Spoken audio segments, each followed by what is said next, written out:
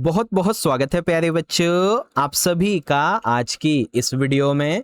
और आज की इस वीडियो में हम डिस्कस करेंगे क्लास 9th का आपका इंग्लिश का जो सब्जेक्ट है बच्चों, इसी के सिलेबस के बारे में। और ये सिलेबस आपके नए सेशन 2026-27 के लिए होगा। जी हाँ बच्चों। और बेसिकली इस वीडियो में हम इंग्लिश R1 के टोटल 3 टॉपिक लिखेंगे बच्चों। जी हाँ, कितने? 3 टॉपिक। कौन कौन से? देखो, सबसे पहले हमारा जो मेन टॉपिक है, पहले हम वो जानेंगे कि आपको आपकी जो नई किताब है कावेरी वाली, इसका सिलेबस क्या है, यानी कि कौन कौन से चैप्टर, कौन सी पोएम पढ़नी है, इसके बारे में। ठीक है। सेकंड टॉपिक है बच्चों ग्रामर।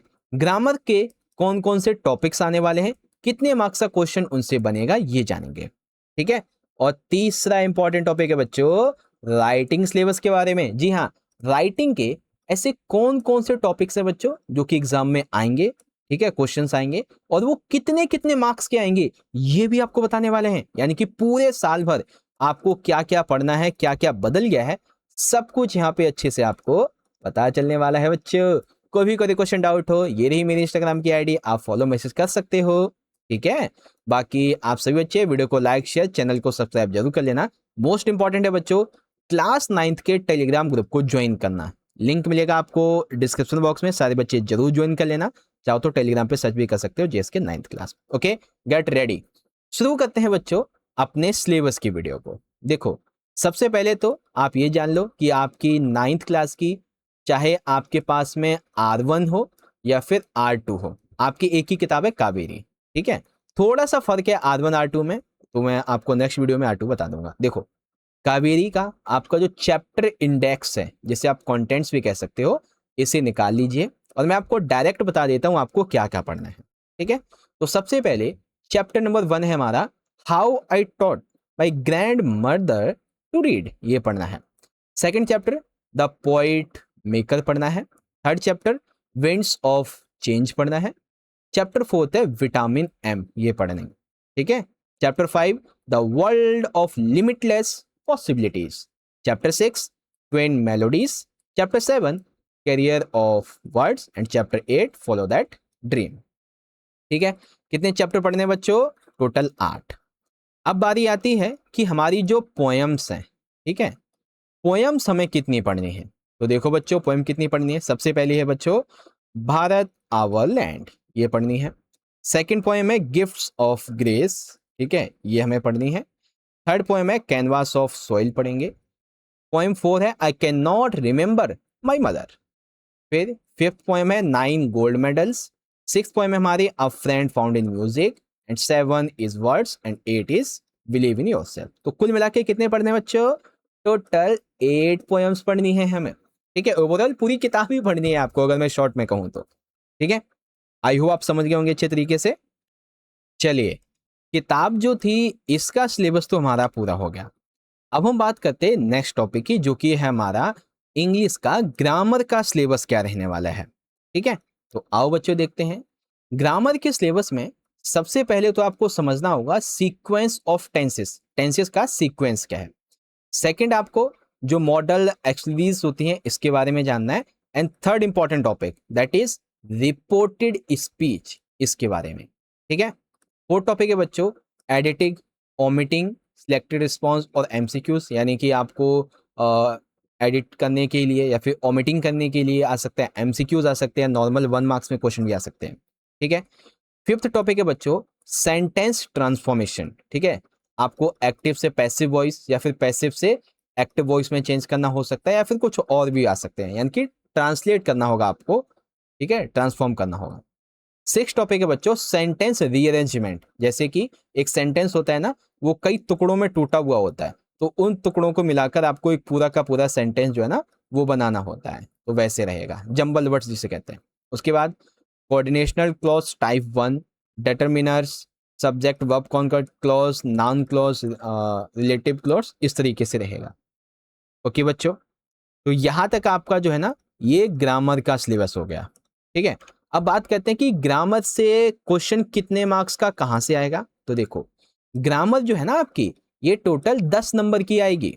ठीक है, 10 नंबर की, जिसमें से आप देखेंगे तो जो हमारा तीसरा क्वेश्चन होगा, इसके अंदर एडिटिंग, ओमिटिंग और जो सिलेक्ट रिस्पॉन्सेस हैं, ये आएगा 4 नंबर का।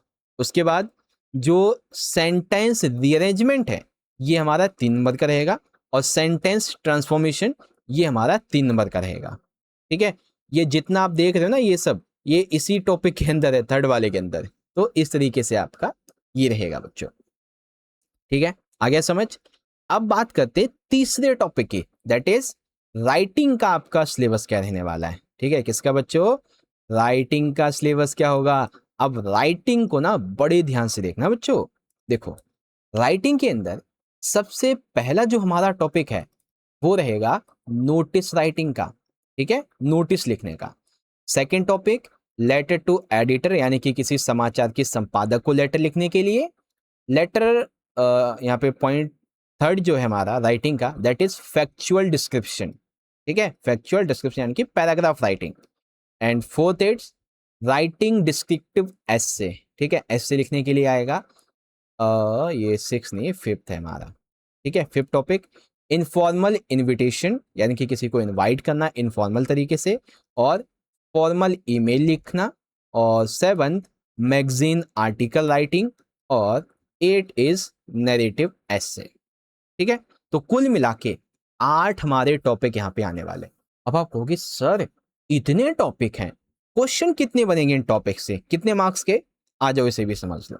देखो, एग्जाम के अंदर ना आपका जो क्वेश्चन 6 होगा इसके अंदर नोटिस और इनफॉर्मल जो इनविटेशन है ये आएगा, इनमें ऑप्शन करके होगा। ठीक है, यहाँ पे नोटिस हो जाएगा और करके आपका यहाँ पे इनविटेशन रहेगा। तो ऐसे आपका यहाँ पे रहेगा जिसमें कोई एक करना होगा, और ये 3 नंबर का आएगा, नोटिस और invitation. Next letter to editor और फॉर्मल ईमेल ये भी रहेंगे, जिसमें आपको दोनों में से किसी एक को करना होगा, या तो लेटर टू एडिटर करो या फिर फॉर्मल ईमेल राइट करो। ये 5 नंबर का आपका आएगा। ठीक है, अगला राइटिंग अ फैक्चुअल डिस्क्रिप्शन और मैगजीन आर्टिकल, या तो फैक्चुअल डिस्क्रिप्शन राइट करना होगा या मैगजीन आर्टिकल लिखना होगा। ये भी हमारा 5 मार्क्स का आएगा। और उसके बाद में डिस्क्रिप्टिव या फिर नैरेटिव एसे, दोनों में से कोई एक लिखो, ये हमारा 7 मार्क्स का रहेगा। कुल मिला के कितने मार्क्स का राइटिंग स्किल, 20 मार्क्स का है बच्चों। ठीक है ना, कौन सा कितने मार्क्स का आएगा समझ में आ गया ना बच्चों आपको अच्छे तरीके से। तो इस तरह से आपका ये कंप्लीट सिलेबस जो है वो यहाँ पे हो जाता है। आई होप आपको सारी की सारी चीजें जो भी यहाँ पे मैंने बताई हैं, आपके राइटिंग के टॉपिक की, आपके जो भी यहाँ पे ग्रामर का पार्ट था इसके बारे में, जो भी आपके ये थे इन सभी के बारे में। अब देखो, ये जितने भी चैप्टर पोएम है ना, आपको मैं सभी चैप्टर के सभी पोएम्स के मोस्ट इंपॉर्टेंट क्वेश्चंस करवाऊंगा।